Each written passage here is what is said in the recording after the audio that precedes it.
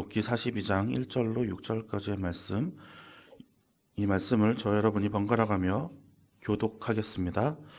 욥이 여호와께 대답하여 이르되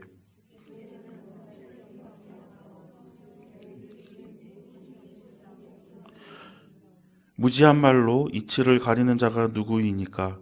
나는 깨닫지도 못한 일을 말하였고 스스로 알 수도 없고 헤아리기도 어려운 일을 말하였나이다.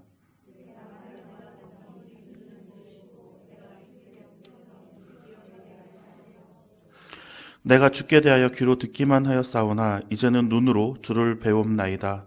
그러므로 내가 스스로 거두어드리고 티끌과 제 가운데에서 회개하나이다. 아멘. 이제 날씨가 많이 더워졌습니다. 아닌가요? 저는 지금 이제 땀을 흘리기 시작했습니다. 하나님께서 이렇게 계절에 신비를 주시는 것 또한 여기에 이사를 와서 이렇게 여기 이쪽에 이 교회 부임을 해서 또 많이 느낄 수가 있는 것 같습니다. 출퇴근하면서 이렇게 밭을 보면 애들이 이렇게 식물들이 쑥쑥 자라는 것을 볼 수가 있는데 정말 이렇게 크나 싶을 정도로 하루하루가 다르게 커가는 모습을 이렇게 바라보면 정말 하나님의 섭리가 얼마나 놀랍고 오묘한지 우리는 항상 체감하며 그리고 살고 있는 것 같습니다. 오늘은 다바르 성경통독 지금 하시고 계시는 욥기를 말씀을 드리려고 합니다. 욥에 대해서 우리가 욥이라고 하는 사람,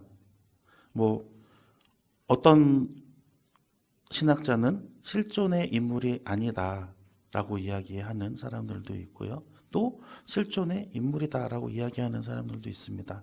실존의 인물이건 실존의 인물이지 않건 간에 욥이라고 하는 사람은 성경에서 하나님께서 인정하시는 의인이라고 이야기합니다. 오늘 말씀 오늘 말씀이 아니라 욥기 1장 8절의 말씀을 한번 화면에 띄워지는 대로 같이 한번 읽어보겠습니다. 욥기 1장 8절의 말씀입니다. 여호와께서 사탄에게 이르시되 내가 내 종 욥 유하여 보았느냐? 그와 같이 온전하고 정직하여 하나님을 경외하며 악에서 떠난 자는 세상에 없느니라. 아멘. 하나님께서 인정하시는 그러한 욥입니다. 우리의 삶도 참 그러했으면 좋겠습니다. 하나님이 의인으로 인정하시고 또 정직함을 인정하시고 또 하나님을 경외하면서 악에서 떠난 자가 없다라고 인정해 주신 하나님께서 인정해 주시는 그러한 삶이 우리 안에도 있기를 소망합니다. 부를 가졌음에도 욥은 엄청난 부자입니다. 부를 가졌음에도 나눌 줄을 알고 모두가 존경하고 우러러보는 위치에 있으면서도 겸손하고 많은 가족이 있어도 가족들이 화목합니다. 또 그 집에서 일하는 하인들을 아낍니다. 그리고 이웃과 교제하며 모든 면에서 흠이 없었던 사람이라고 합니다.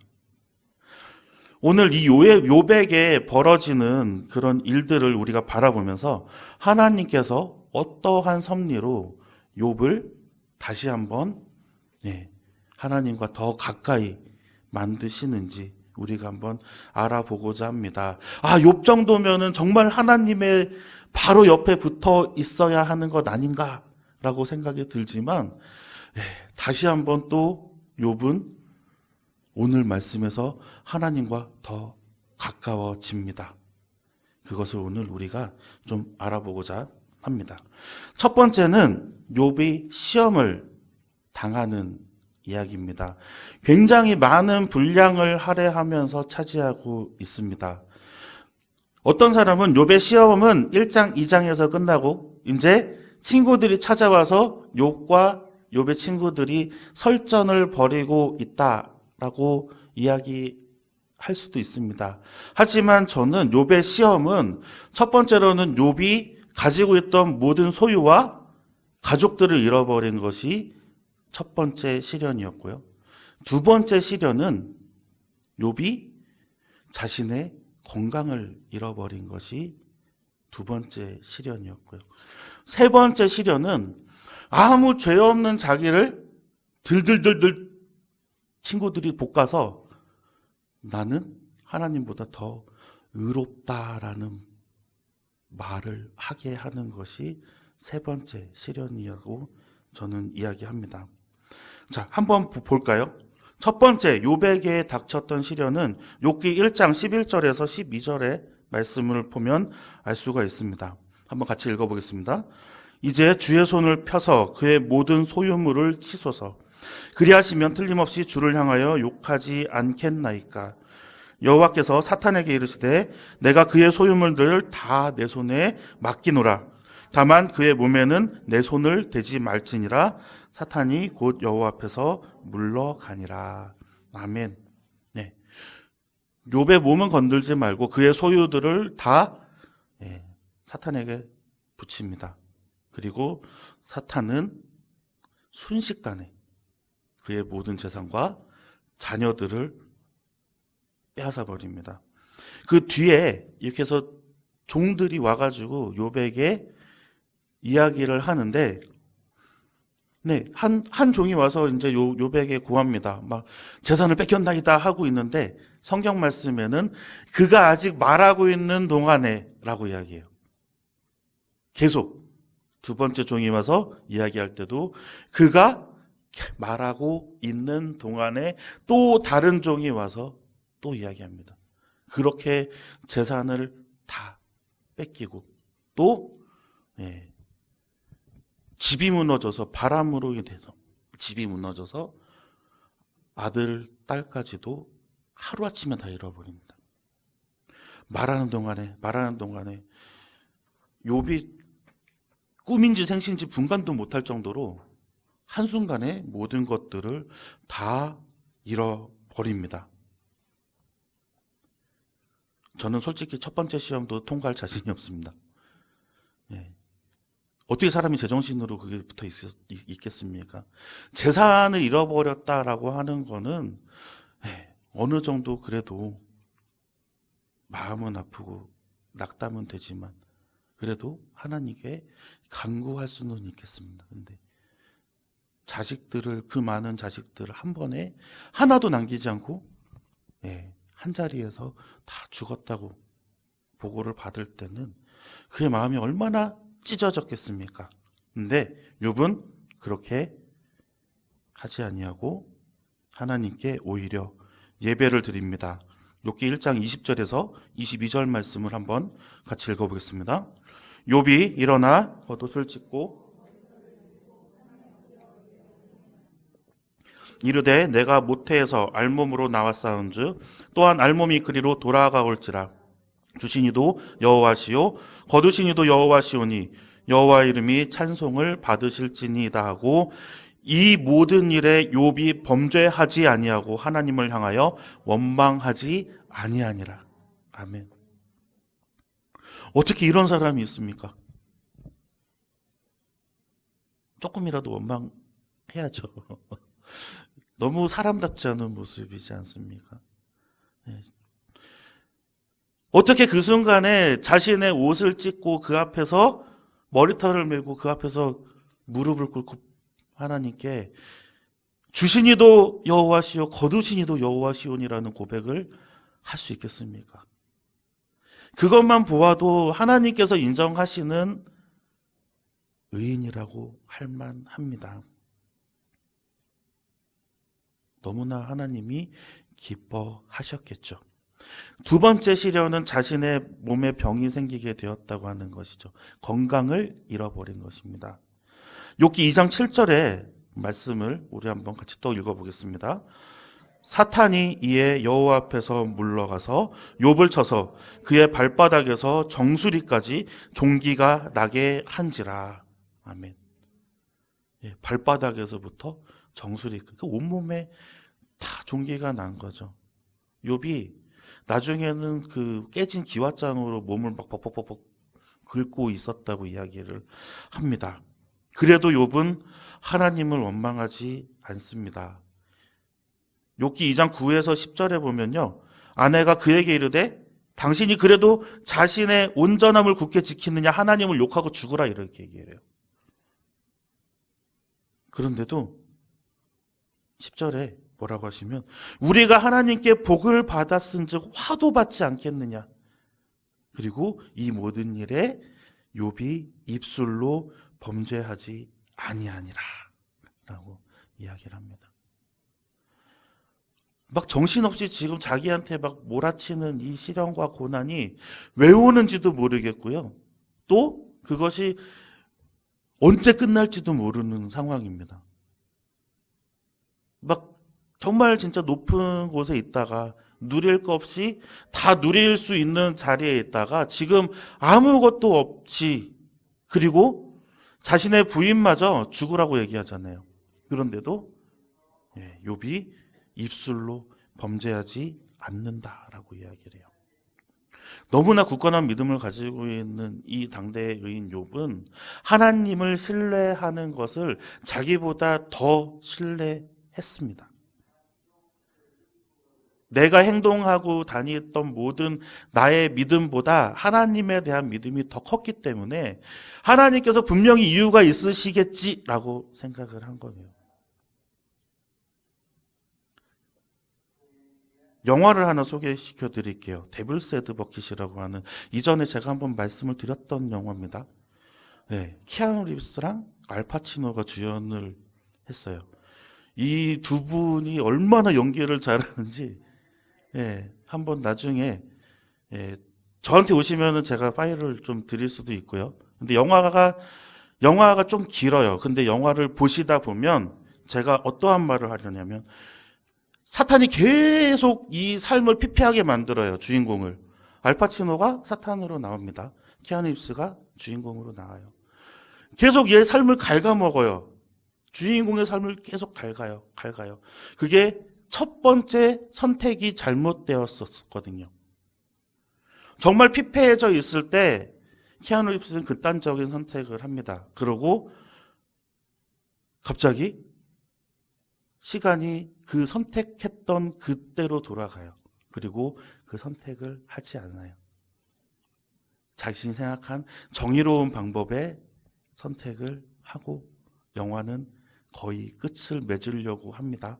그런데 그 정의로운 방법을 선택하기로 하면서 또 받는 스포트라이트에 사탄이 또 나타납니다. 그러고선 영화가 끝나요. 욥의 시련도 마찬가지입니다. 이것이 다 끝났다라고 생각했을 때 이제 욥의 시련이 시작된 거예요. 하나님께서 주셨던 그 시련이 내가 가지고 있는 재산이나 소득이나 모든 소유물들을 다 잃고 가족도 잃고 건강도 잃었던 것으로 하나님께서 주셨던 그 시련이 끝났다라고 하고 있었는데, 욥의 새 친구들이 찾아와서 욥의 정신을 갉아먹기 시작합니다.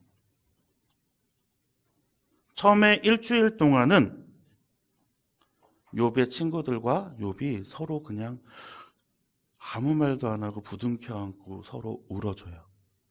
너무나 아름다운 친구의 모습입니다. 7일 동안 그 친구를 위해서 같이 울어줍니다. 너무 아름다운 모습이에요.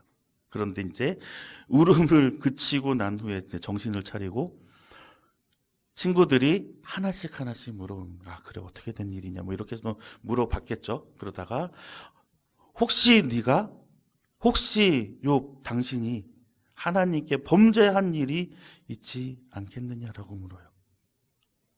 근데 욥은 하나님께 범죄한 적이 없잖아요. 근데 그런 적이 없어. 나는 하나님께 범죄하지 않았어. 그랬더니 이제 그런 대화들이 오고 갑니다. 하나님께 범죄하지 않았는데 어떻게 네가 그런 지금 있는 이 저주를 받을 수 있겠느냐. 서로에 대한 이 공방이 오고 갑니다. 근데 이게 공방이 한두 번으로 끝났으면 괜찮은데 쉴 새 없이 그 공방이 오고 가요. 욥의 대부분의 욥기의 대부분의 분량이 그것입니다.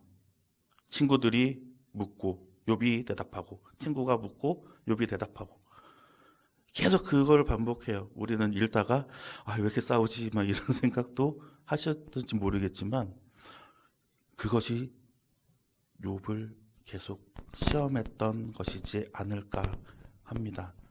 하나님께서 그의 생명을 건들지 말라라고 이야기하실 때,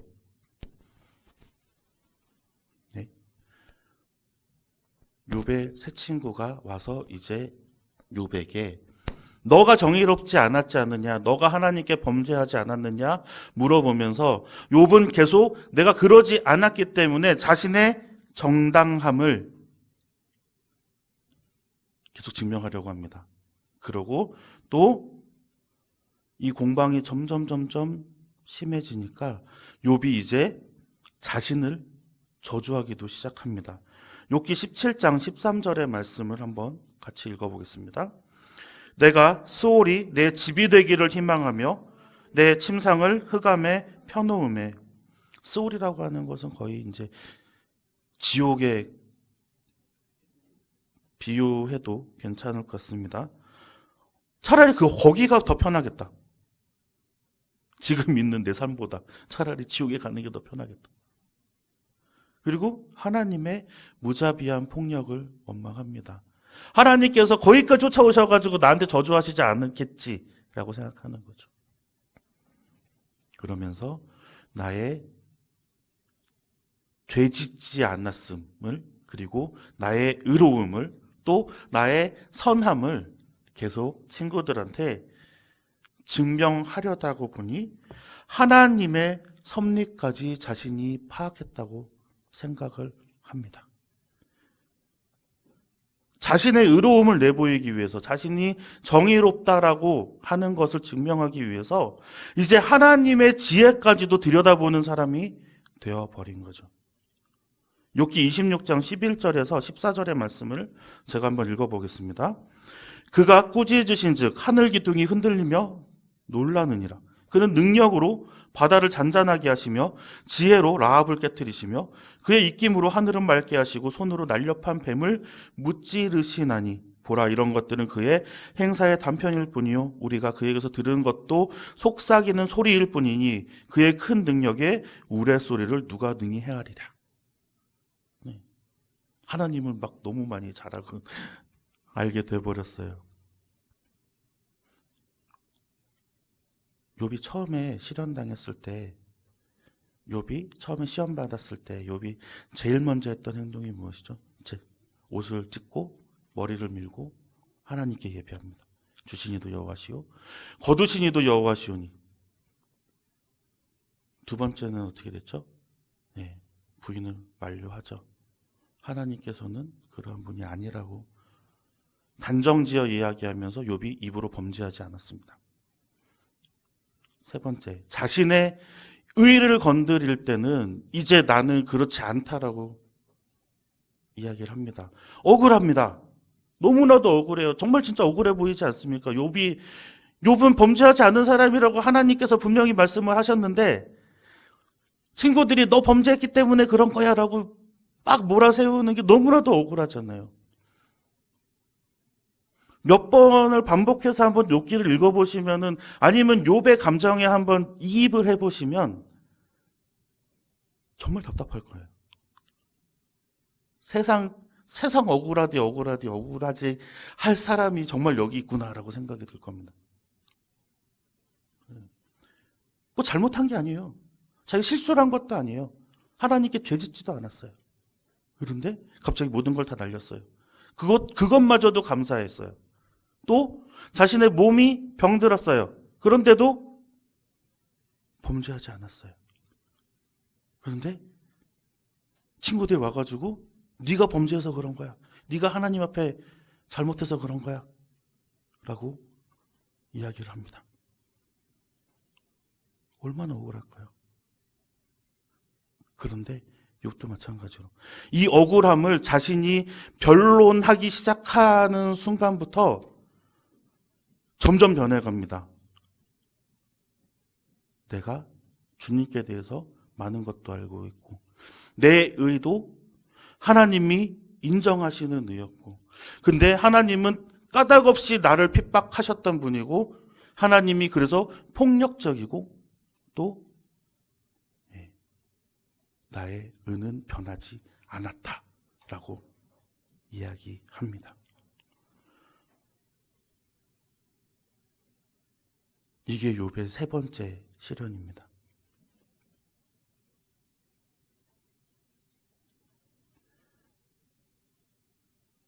버틸 수 있을까요?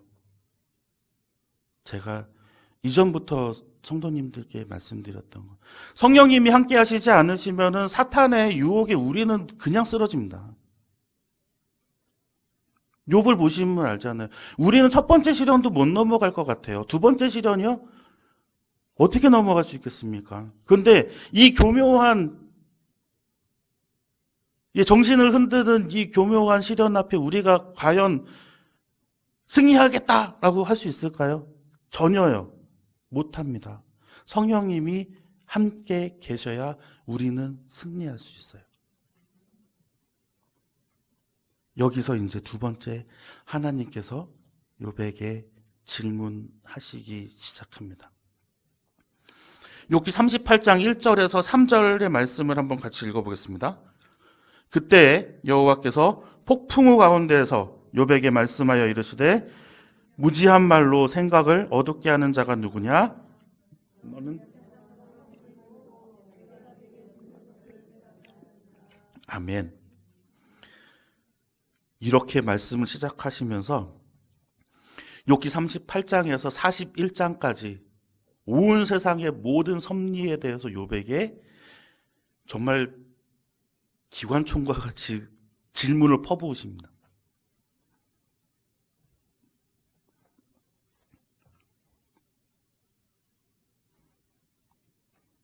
이 세상의 이치에 대한 것이 아닌 이치를, 무슨 말인지 이해가 잘 안 가시죠? 1 더하기 1은 2라는 것에 대한 이치를 아는 것이 아니라 1 더하기 1은 2라는 것을 누가 정했는지를 물어보세요. 하나님께서 욥에게 질문하시는 것들이 그겁니다. 동쪽에서 해가 뜨고 서쪽으로 해가 지는데 그것을 누가 정했느냐?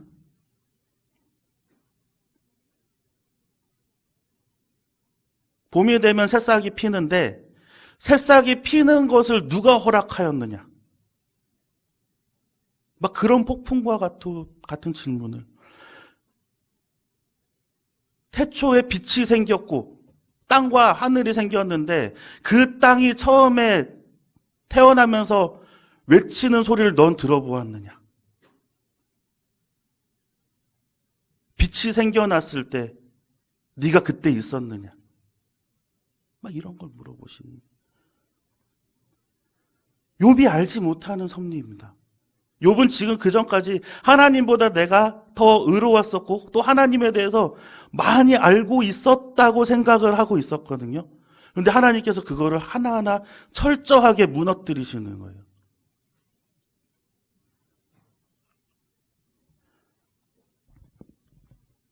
욥이 의로운 사람이라고 얘기했습니다. 그걸 누가 말씀하셨죠? 하나님이 말씀하셨어요.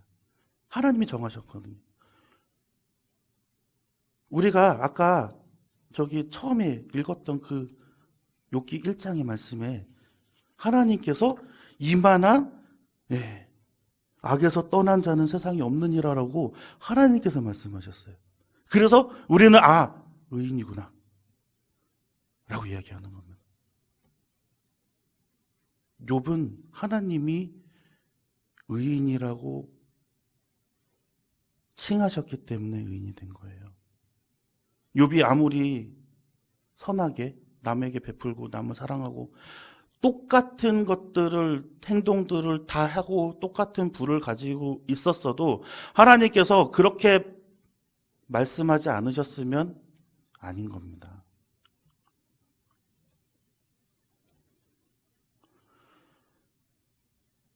오늘 예배가 끝나고 한번 욥기 38장부터 41장까지를 한번 몇 번이든 묵상을 한번 해보세요. 하나님께서 나한테 주시는 질문이다 라고 생각하시면서 한번 몇 번씩 읽어보세요. 내가 거기에 대답할 수 있는 게 한 개도 없어요. 한마디도. 우리는 하나님께서 계속 그렇게 말씀을 하세요. 하나님께서 욥과 같이 의로운 사람이 되게 하시고 싶기 때문에. 욥에게 이렇게 폭풍과 같은 이런 질문을 하시는 것은 욥을 책망하거나 욥을 정죄하려고 하시는 것이 아닙니다. 하나님의 질문은 욥에게 깨달음을 주시기 위한 질문입니다. 우리가 차원이 다르다라고 이야기를 하잖아요. 우리가 아는 하나님에 대한 그 지식은, 우리가 상상하고 있는 하나님은 실제의 하나님과는 차원이 다른 분이라는 것을 우리가 인정하게 하는 거예요. 우리의 어떤 말로도 하나님을 묘사하거나 설명하는 것은 불가능합니다. 그거를 욥도 이제 깨달았어요. 그래서 오늘 말씀의 마지막으로 욥이 회개를 하는 장면이 나옵니다. 욥이 시련을 받고 있을 때는 내가 뭘 잘못해서라고 생각을 했죠. 처음부터 마찬가지였을 거예요. 나는 잘못한 것이 없지만 하나님께서 가져가셨으니 나는 감사합니다. 나는 잘못한 것이 없지만 하나님께서 주신 건강 또 빼앗아 가시니 나는 괜찮습니다. 하나님, 내 생명 거두어 가셔도 저는 감사하겠습니다. 라고 했는데 넌 네가 잘못했어라는 것에 흔들리는 그 마음을 이제 회개하는 겁니다. 욥기 42장 오늘 말씀 2절에서 3절까지의 말씀을 한번 같이 읽어보겠습니다. 주께서는 못하실 일이 없사오며 무슨 계획이든지 못 이룰 것이 없는 줄 아오니 무지한 말로 이치를 가리는 자가 누구이니까. 나는 깨닫지도 못한 일을 말하였고 스스로 알 수도 없고 헤아리기도 어려운 일을 말하였나이다. 아멘. 이전에 욥의 친구들과 막 했던 모든 말들을 내가 무슨 말 했는지도 모르겠나이다 라고 이야기를 합니다. 그리고 하나님의 전지전능하심을 인정합니다. 주님의 그 높으신 위엄과 장엄한 존전 앞에서 자신이 했던 말이 정말 아무짝에도 쓸모없는 그런 말이었음을 이제 깨닫게 된 것이죠. 어떻게 하나님이 나 같은 것까지 이렇게 돌아보실 수 있을까라고 생각합니다. 어떻게 저렇게 위대하시고 그리고 모든 것들을 감찰하셔야 되는, 관장하셔야 되는 분이고 세상의 모든 이치들을 해내셔야 되는 분이 어떻게 이 자그마한 인간에게조차까지 하나님께서 신경을 써주실까라고 생각하며 욥은 이렇게 고백을 합니다. 오늘 말씀 5절에서 6절 말씀입니다. 우리 한번 같이 읽어보겠습니다. 내가 주께 대하여 귀로 듣기만 하였사오나 이제는 눈으로 주를 배웠나이다. 그러므로 내가 스스로 거두어드리고 티끌과 제 가운데에서 회개하나이다. 아멘. 지금까지 내가 알았던 하나님이 아니라 정말 엄청난 하나님을 내가 이제 만났습니다. 귀로만 들었는데 하나님의 존전 앞에 내가 섰더니 정말 보잘것없이 나약합니다. 그래도 내가 하나님께 티끌과 제 가운데서 회개합니다.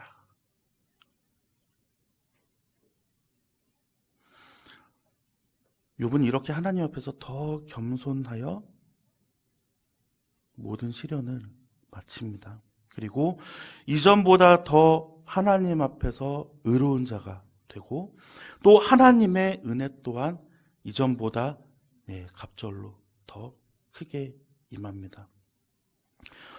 코람데오라는 말이 있습니다. 화면이 안 나오네요. 네, 코람데오라는 말이 있습니다. 하나님 앞에서라는 뜻입니다. 예전에 이제 학교 다닐 때 우리 동기들이 자주 썼던 말이에요. 코람데오라는 말은. 하나님 앞에서 네가 그런 행동을 할 수 있을까? 하나님 앞에서 우리가 지금 하는 행동이 하나님이 참 기뻐하실까? 계속 우리 동기들하고 계속 반문하는 겁니다. 자신이 없으면 우리 하지 말자. 하나님이 기뻐하실 것 같은 것만 해보자. 야, 그래도 하나님이 기뻐 안 하실 수도 있는데, 우리가 생각할 때 하나님이 기뻐하시지 않을 것 같은 거는 아예 하지 말자. 코람데오 하나님 앞에서 한번 오늘 우리의 삶을 한번 비추어 보시기 바랍니다. 하나님께서 정말 그 성도님들의 삶 가운데서 이 욥에게 보여주셨던 그 어마어마한 위엄을 다시 나타내시면서 또 우리 성도님들에게 또 한번 큰 은혜로 임하실 수 있을 것입니다. 우리의 삶이 우리의 의지대로 움직여지는 것이 아니라 하나님 앞에서 하나님이 원하시는 대로 순종하게 살아야 하는 것입니다. 그것이 이 코람데오의 삶의 모습이고 하나님 앞에서 우리는 우리의 모습을 받아들일 수 있을 것입니다. 우리도 이제 귀로 듣지만 말고 눈으로 주를 배워야 합니다. 눈으로 주를 배우면서 정말 진짜 그 하나님께서 보여주시는 그 어마어마한 그 모습 앞에 우리가 다시 한번 하나님과 더 가까워지기를 간절히 소망하며 그리고 하루하루를 승리하시기를 간절히 소망합니다.